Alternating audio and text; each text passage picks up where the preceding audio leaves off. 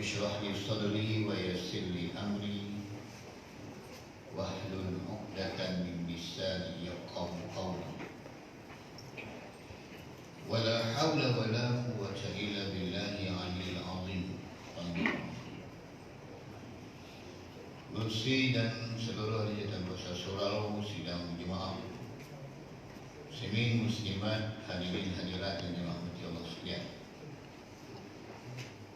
Pertamanya kita bersyukur kepada Allah SWT pada hari ini dapat kita dipertemukan.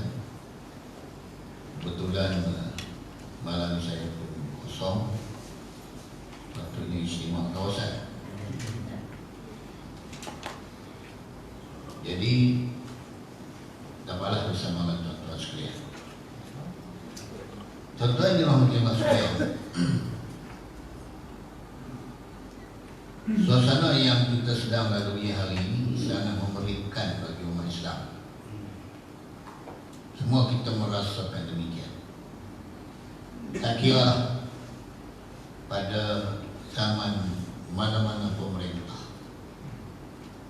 supaya kita tidak bias, tapi kita cakap secara umum, seluruh dunia hari ini keadaan umat Islam sangat mendukacitakan. Boleh kata setiap hari kesedihan yang sedang melanda umat Islam. Umat Islam sedang merintih, umat Islam sedang tertekan. Bahkan kita sendiri, bukan disebabkan persoalan pandemik COVID-19 ini, lebih daripada itu. Sebelum kewujudan pandemik tadi, katalah kalau kita tak merasa apa yang sedang berlaku, satu benda yang pelik. Kita berbincang berbahas tentang keadaan umat Islam. Kita sendiri merasa dan melihat isu-isu terutama dalam negara kita yang kita katakan tidak memihak kepada umat Islam. Sedangkan negara ini negara majoritinya umat Islam. Kita ada perlembagaan yang menyatakan dengan jelas Islam agama persekutuan, agama rasmi negara. Tapi seolah-olah tidak ada apa yang boleh kita banggakan. Kita ada Raja-Raja Melayu, Kesultanan Melayu Islam, seluruh negeri, termasuk yang di penjuru negeri, bagi menjaga maslahat umat Islam. Kita ada sejak dahulu menteri besar, ketua menteri, semuanya adalah di kalangan orang Melayu Islam, kecuali Pulau Pinang. Kita ada Jabatan Agama Islam, Jabatan Mufti, Majlis Agama Islam Negeri. Kita ada Jabatan Kemajuan Islam. Kita ada Institut Kefahaman Islam. Kita ada Universiti Islam. Kita ada Bank Islam. Semua atas nama Islam. Menampakkan seolah kita ini tidak ada masalah. Menampakkan seolah-olah kita ini terpelihara, dijaga oleh sistem yang dibentuk untuk maslahat umat Islam. Tapi apabila kita lihat dan kita mengalami sendiri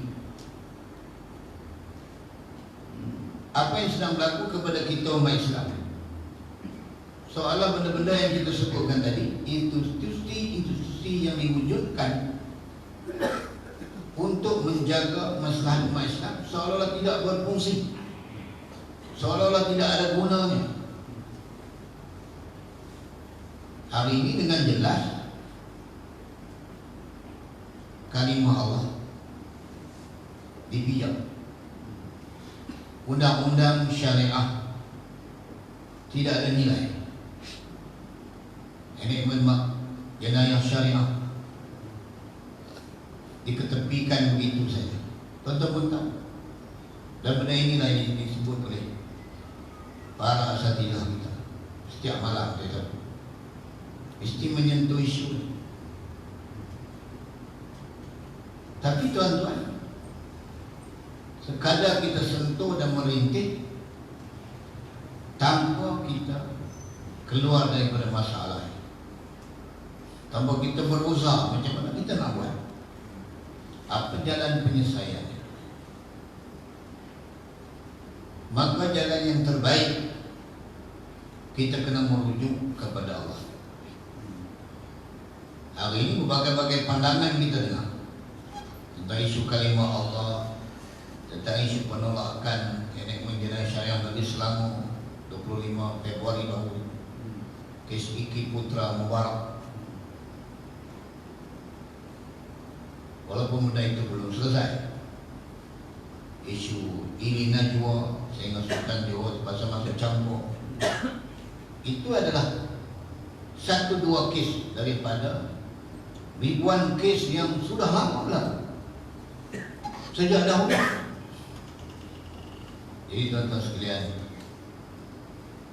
maka ramailah yang bagi pandangan, ramailah saya tengok sendiri bila Menteri Agama berjumpa dengan jabatan mufti negeri-negeri, bawa kepada majlis raja-raja, ada yang persoalkan. Maknanya ada pandangan yang pelbagai. Begitu juga tentang isu kalimah Allah. Saya pun tahu tuan-tuan ada dengar isu ini. Ada kata boleh, ada kata tak boleh. Ada yang emosi, ada yang bentang secara ilmiah. Tapi hakikat yang perlu kita pegang tuan-tuan, apapun kaedah yang terbaik ialah kita merujuk balik kepada Allah. Fa in tanaza'tum fi syai'in farudduhu ila Allah wa Rasul. Farudduhu ila Allah wa Rasul. Kembali balik. Jadi tuan-tuan sekalian, adakah pertamanya kita tengok, adakah rasa duka cinta umat Islam ni hanya berlaku pada zaman kita ini? Terutama kita kena kaji. Adakah zaman kegemilangan Islam sebelum ini tak pernah berlaku? Adakah zaman Rasulullah tak berlaku benda-benda seperti ini? Jadi bila kita rujuk Al-Quran, kita akan jumpa sumber.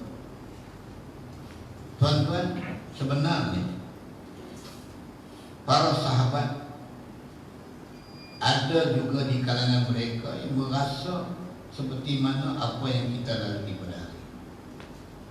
Dan Rasulullah SAW masih lagi wujud ketika itu. Quran masih lagi turun. Apa yang mereka rasa, tuan-tuan? Mereka merasakan seolah-olah Islam ini tidak memberikan keadilan kepada kita. Soal Islam ini, agama Allah yang suci ini, tidak ada pembelaan. Seolah-olah itu dia rasa sebagian sahabat.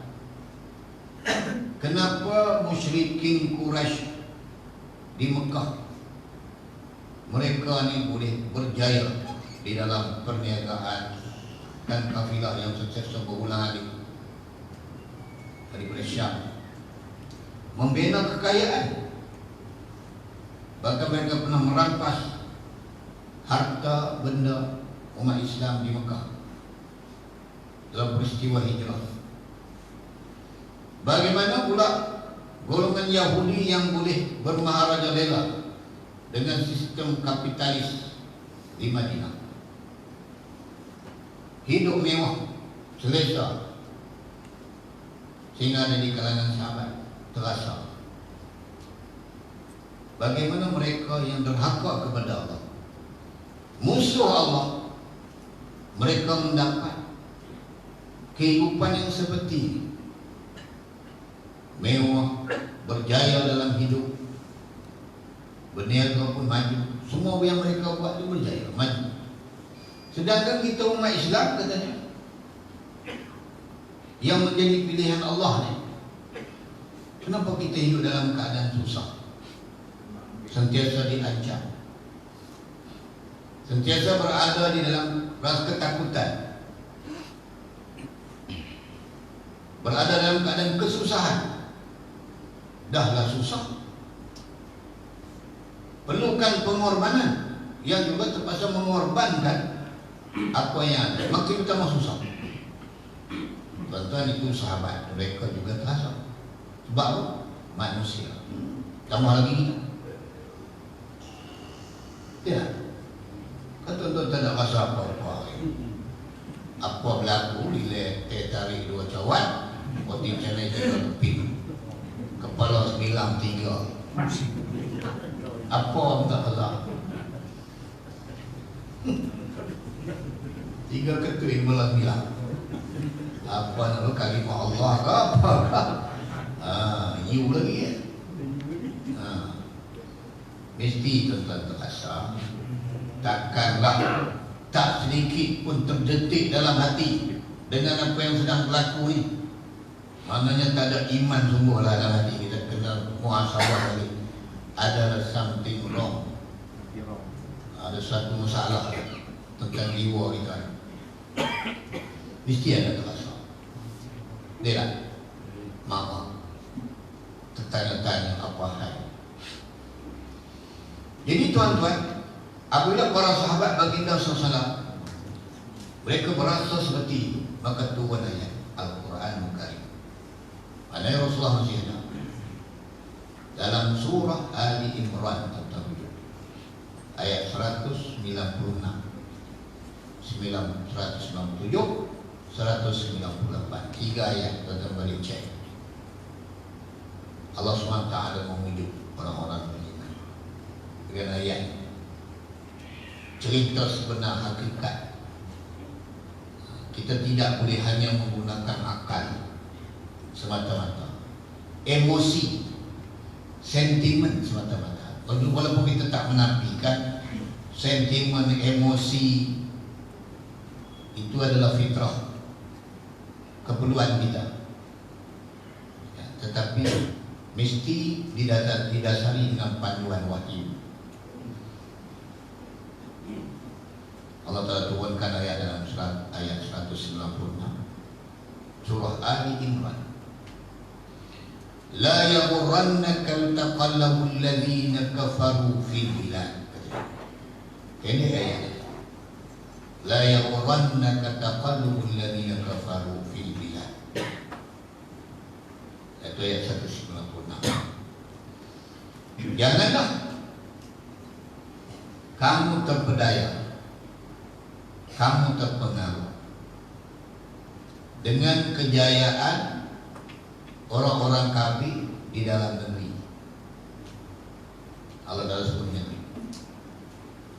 Kalau yang sekadar satu ayat tu kita tak buat diri, tertipu tentang apa? Terpedaya tentang apa?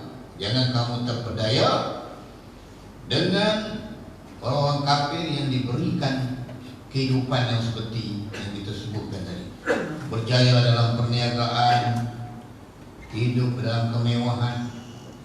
Dia orang buat apa semua jadi. Ayat 197 sambungan ayat tersebut. Mata'un qalilun, itu hanyalah kenikmatan yang sedikit dan bersifat sementara. Tentu dengan salah faham ayat itu menjadikan kita redha gitu kan, tak perlu buat itu salah faham tentang nas. Tapi peringkat yang pertama ini Allah Subhanahu Wa Taala nak ceritakan kepada kita tentang hakikat yang sebenar, supaya hati kita ini menjadi cekal dan makin kuat untuk berusaha, bukan menyerahkan buta begitu. Kata sebut mata'un qalilun, kenikmatan apa yang mereka dapati, mereka rasa itu adalah bersifat sedikit dan dia bersifat sementara. Summa ma'wahum jahannam wa wa bi'sal mihad. Juga pendek ayat 197. Kemudian mereka akan ditempatkan dalam neraka jahanam. Tempat mereka kemudian ini adalah neraka jahanam, dan dia merupakan seburuk-buruk tempat, kata Allah. Orang Islam yang mula, yang faham ayat ni, mohon datang semangat. Ayat 198, sambungan ayat tadi pula. Lilladzina taqaw rabbahum lahum jannatun tajri min tahtihal anhar khalidina fiha nuzulan min indillah wa ma indallahi khairul lil abrar. Sadaqallahu ta'ala. Bagi mereka-mereka yang bertakwa kepada Tuhan mereka, maka ganjaran bagi mereka adalah syurga yang berlari-lari anak sungai di bawahnya. Mereka kekal di dalamnya.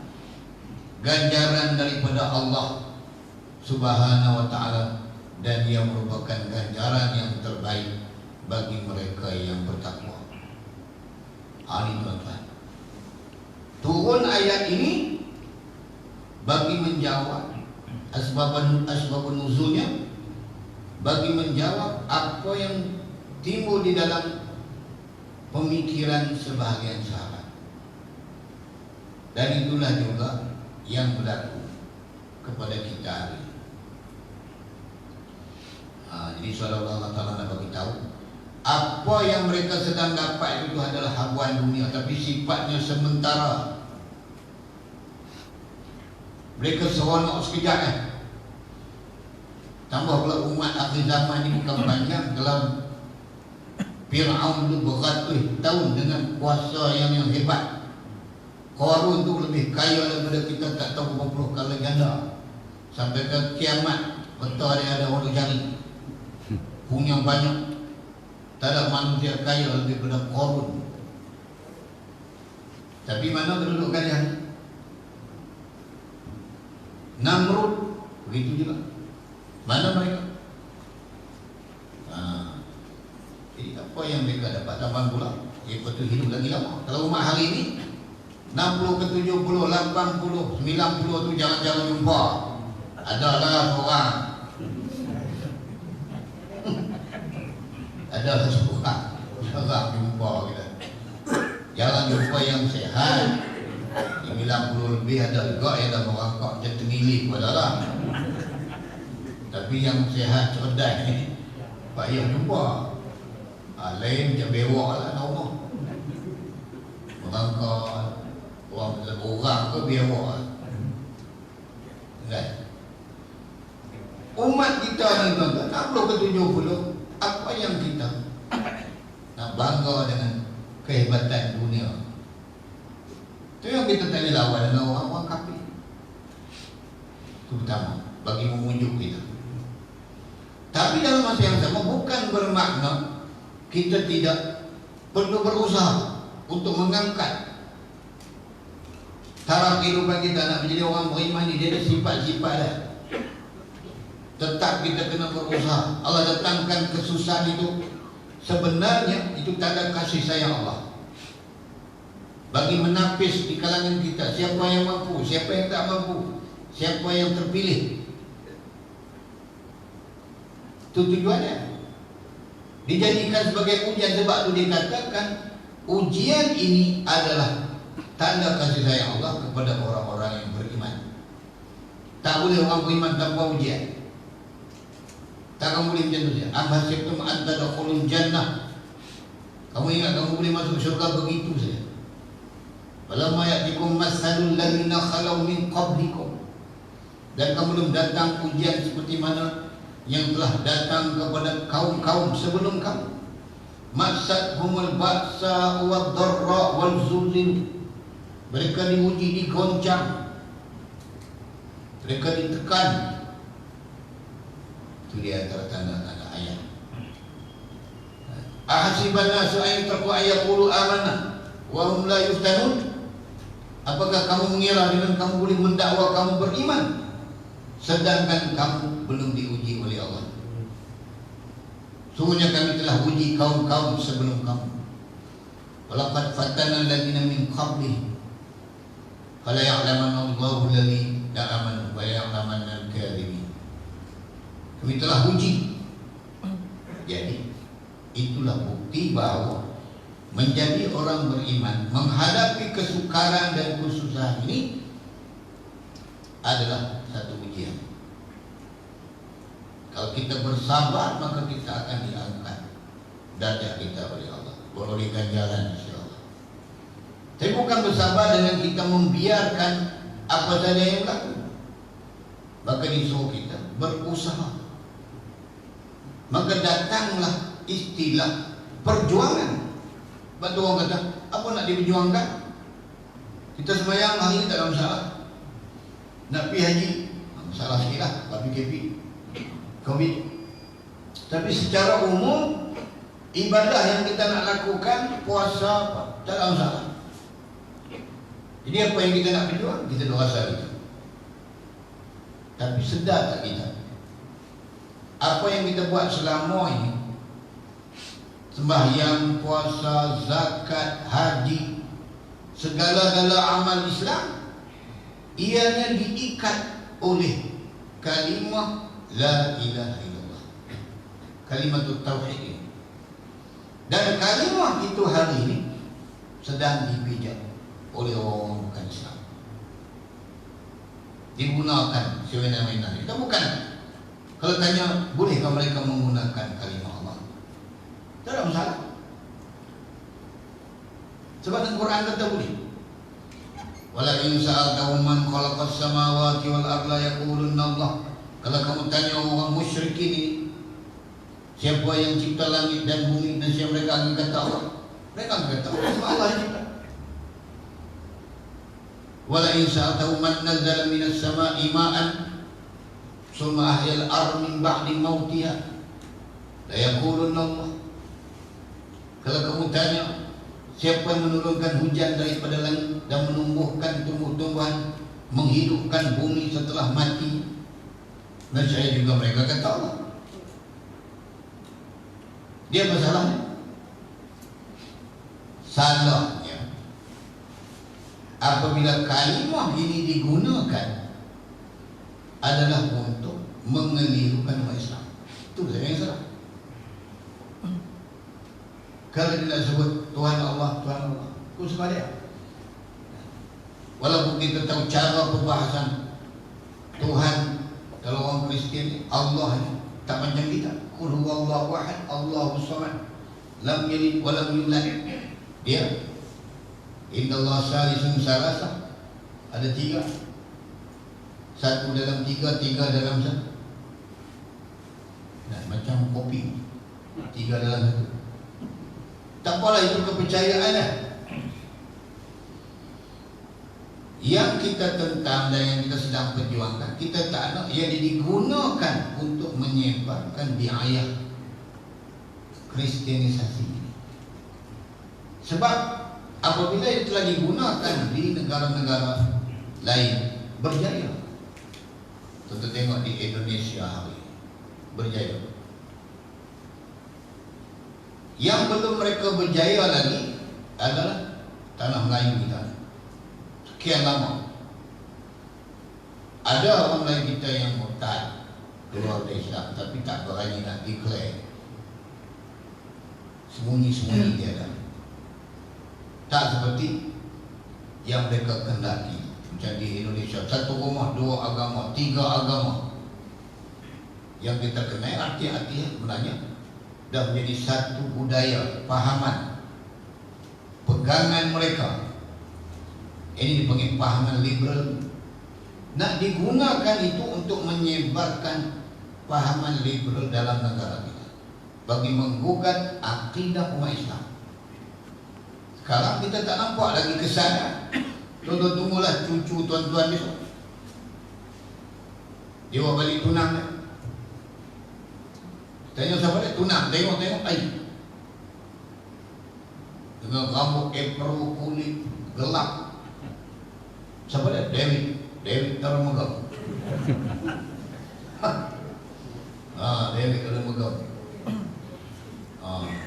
zakat dia buat dia eliket tu.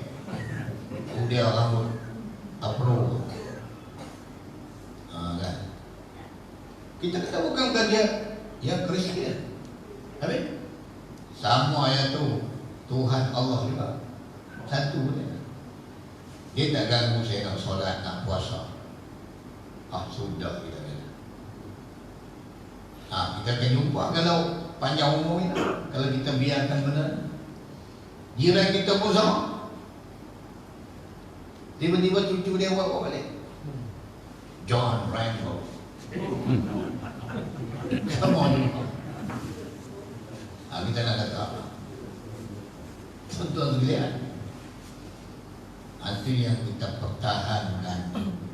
Memanglah di Sabah Sarawak dia dah digunakan.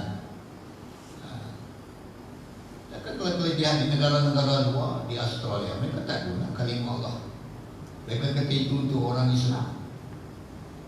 Tapi mereka nak gunakan di sini kerana mereka ada tujuan. Ini yang kita kena nampak, yang kita tentang. Itu tentang perlembagaan.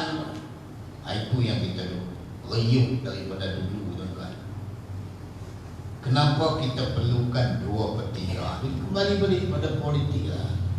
Tak ada melari.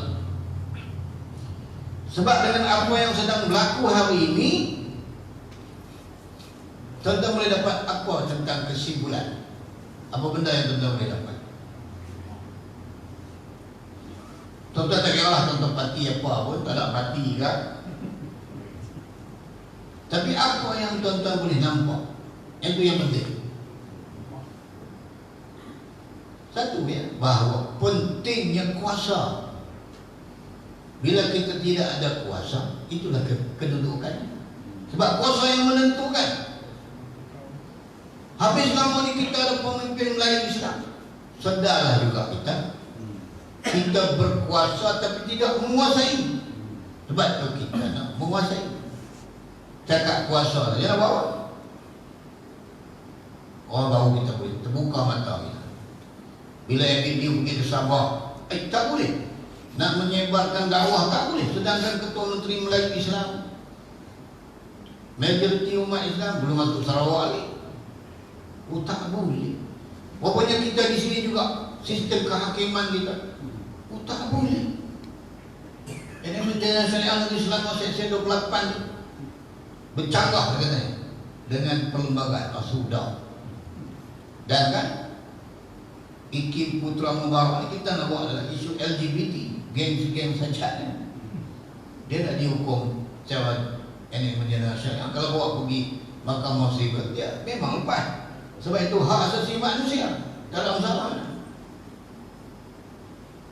Tapi kita nak buat ini menjadi syariah untuk orang Islam, bukan orang bukan Islam.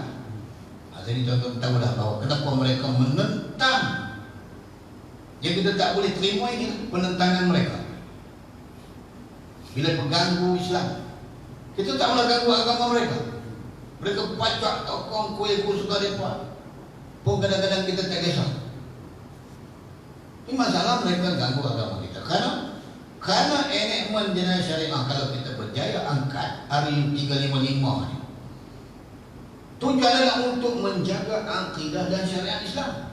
Memang kita nak jaga komuniti kita saja, tak ada kaitan dengan mereka. Kita ambil kaul ulama yang menyatakan boleh undang-undang ini hanya untuk orang Islam. Kita ambil kaul itu sebab sesuai dengan negara kita. Kita tak ganggu. Orang bukan Islam mereka boleh memilih undang-undang mereka. Tapi mereka menentang habis-habisan. Karena itu adalah usaha kita untuk menjaga komuniti kita, nak menjaga akidah umat Islam. Dia takkan benarkan. Sebab mereka juga ada agenda mereka untuk memadamkan cahaya agama Allah. Kita kena nampak. Sebab itu kuasa itu sangat penting. Jadi fahamlah kita selama ni, hak duk jaga solat kita tu pun kuasa, hak duk jaga puasa kita ni pun kuasa. Semua benda ni dia bergantung kepada kuasa. Cakap ni kuasa yang boleh kita guna, sembahyang puasa zakat haji tak ada masalah. Tapi itu saya sebut tadi, keseluruhan ini diikat dengan kalimat tauhid tadi.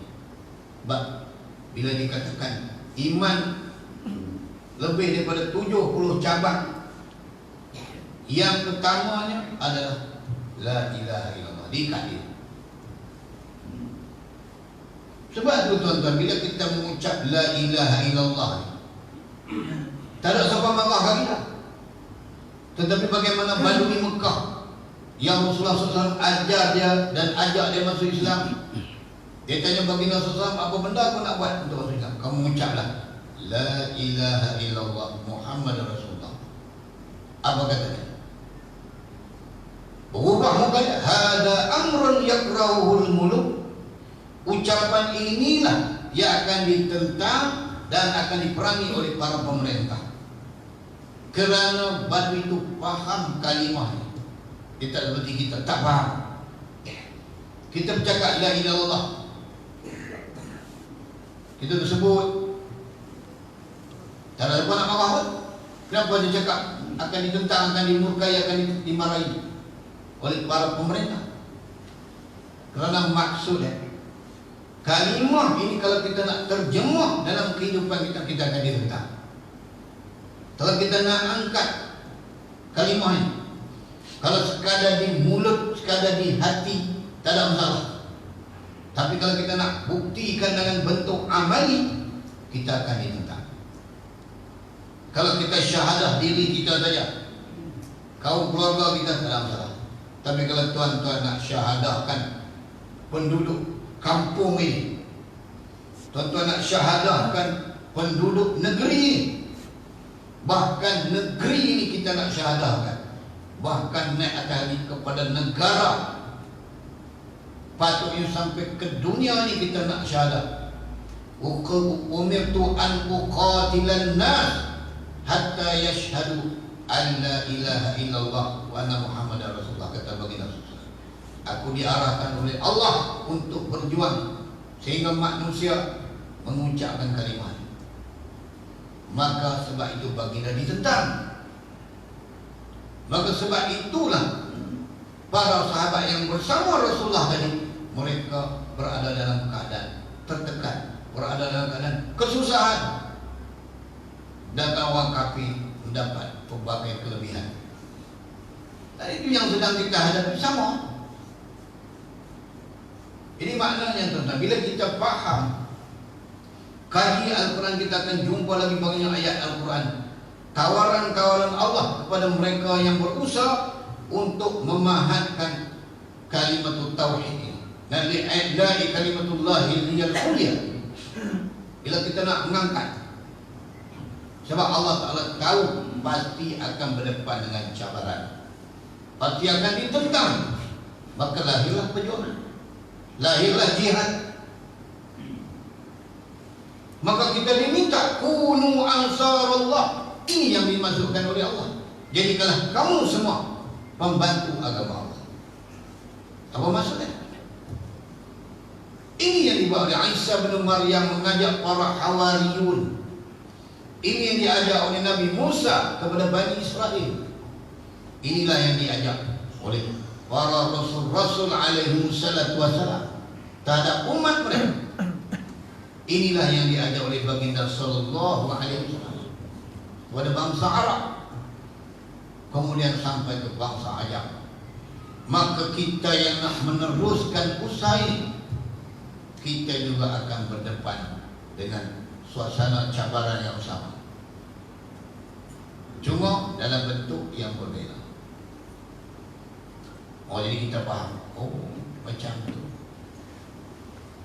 Jadi dia akan mengangkat semangat kita. Tak cukup laku sembahyang, ya tak cukup. Tak cukup kalau aku puasa, tak cukup. Tak cukup kalau haji lah, tak cukup. Zakat, tak cukup. Selagi kita tidak mengangkat agama Allah.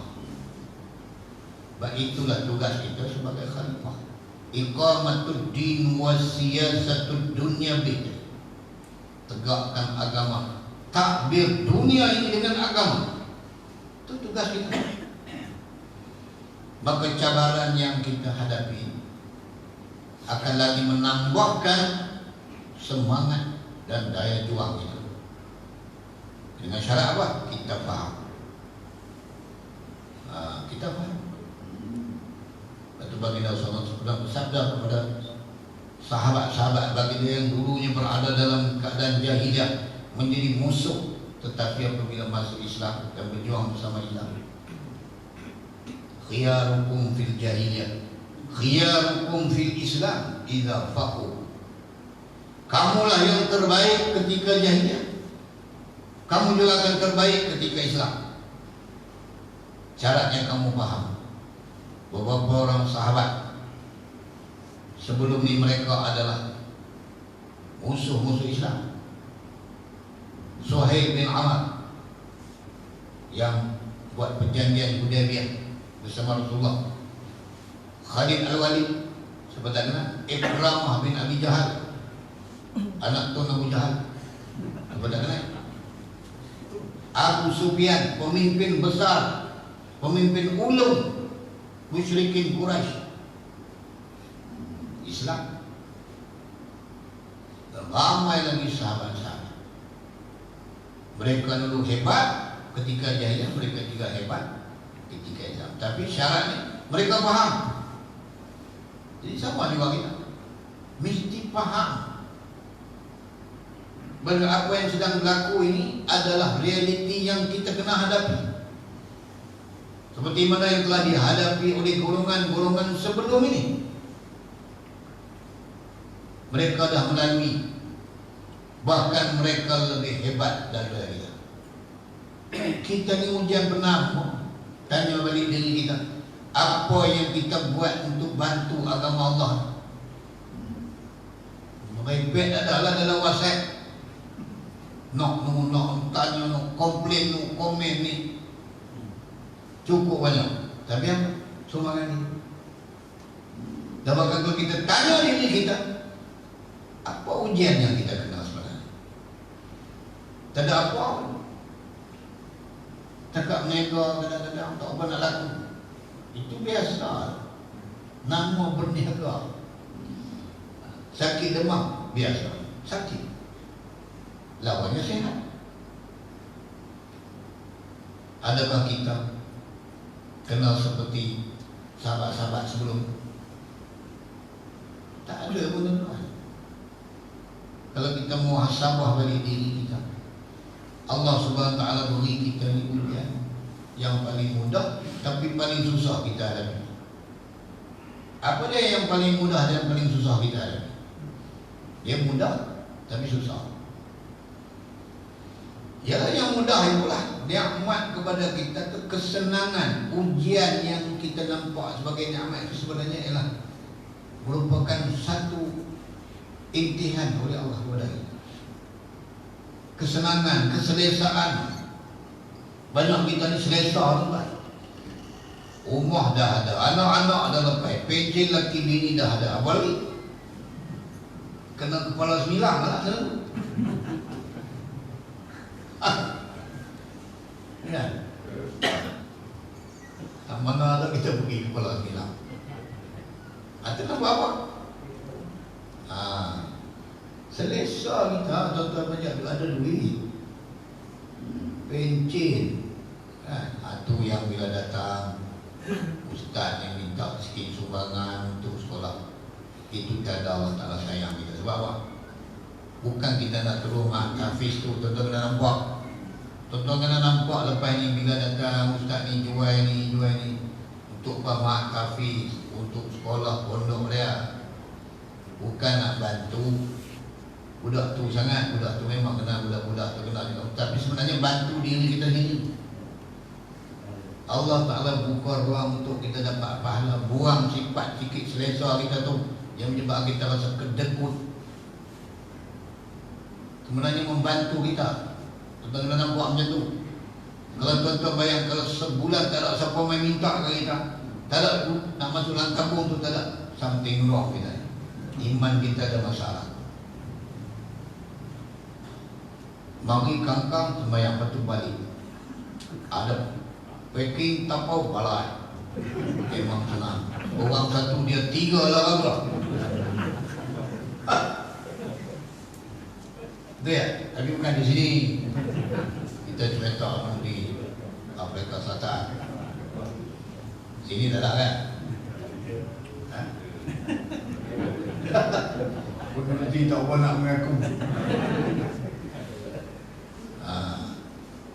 Sebab bila datang kan tawaran Allah. Kita disayang kita nak dia oh rupanya datang bawa lah duit sikit. Tak masuk dalam tabung tu. Kalau ada tawaran pondok sekolah tahfiz ke apa, ruang kita untuk berinfak, tanda kesyukuran kita dan iman. Jangan tuan-tuan ni simpan mati gitu, terhinggai. Apa tak boleh nak buat? Meraup dalam daripada di atas melompat. Kita prepare untuk saham kita buat atau tabung amanah saham akhirat ASA. Ini tuan-tuan. Ni ingat dulu. Sebab kalau kita tak ada langsung ujian dalam diri kita ni, tak ada langsung rasa senang, gelak ngekek dia. Kan? Adalah masalah. Biar kita memikir sikit lah. Sebab tuan-tuan, ada majlis surah dia bukan suka kita bercakap macam ni tau. Adalah bagi zaman untuk Ramadan, tajuk Fadilah Ramadan, Istiqamah Ramadan. Tak bagi setuju. Itu banyakkan surah majlis ni dia orang tak minat. Tambah kalau yang keras tuan-tuan, bunyi tik tu kena berhenti lah. Ada mesej Ustaz, imam tak sedar itu dia tak minat ngaji. Dia mari juga semayang apa, tak mari, tak mari kenuri dia pula. Tapi dia mengaji tak minat. Dia minat cerita pasal fadilah, surah Al-Mulk apa semua. Kita tak nafikan fadilah tu. Fadilah ni cerita nasi tambah. Nama fadilah boleh tambahan, nasi tambah. Tapi kita kena bincang benda asal nasi yang awal tak ada minat nasi tambah mana. Kan turun. Kita kena contoh benda-benda penting. Benda yang banyakkan tambah kalau majlis yang elit tuan-tuan, dia orang tak nak. Tak usah sakit kepala tak mau. Boleh tiba-tiba tak mau. Maya, Al-Mulk, doha, puasa sunat, sudah masuk syurga. Mudah kan? Kita nak ajak orang Islam berfikir sikit, kan? Berfikir. Kamu nak buat fadilat, buatlah. Kita pun buat. Boleh cerita orang. Tapi kena fikir benda-benda asas. Ni tak mahu. Semua yang ekstrim tu, kita baca doa dia, bantainya azan. Bagilah ambil doa dulu. Itu kau hajar lah. Tak boleh gitu. Apa saya kata, janganlah betul benda sangat. Betul benda sangat. Tak ada kena saman terlajak seminit dua ni. Kita fikir logik nampak. Kalau kita boleh fikir logik, kuliah kenapa berhenti Isyak? Itu tarawih boleh lah. Sampai 21 boleh pula. Ada tu bahaya. Bahaya lagi penting je dah. Ikut dia. Kan? Kita kena bawa benda-benda seperti ini bagi kita berfikir, bagi kita faham bahawa Islam ni macam mana. Dan kita tu beramal, kita takut amalan kita tidak diterima. Sebab agama Allah sedang dibijak, kalimah Allah sedang dihina, kita biar. Macam mana kita semayang? Tak tahu beli, tak mahu masuk campur kan ni.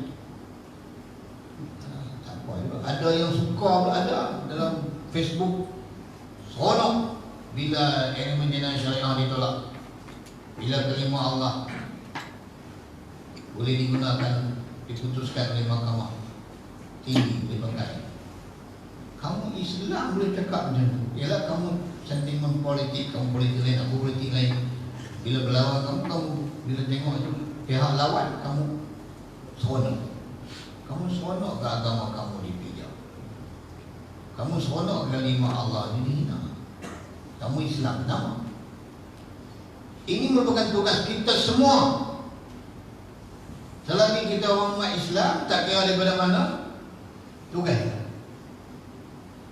Batu kerja kita hari nak menyatukan semua umat Islam, pelbagai lapisan pahaman politiknya.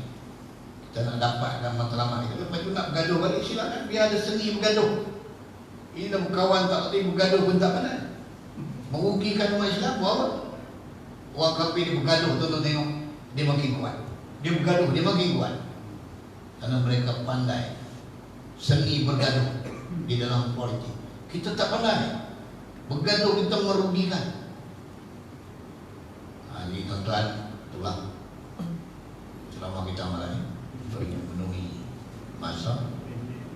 Wallahu a'lam, insyaallah kita jumpa lagi dalam pengajian yang akan datang, insyaallah. Wallahu a'lam.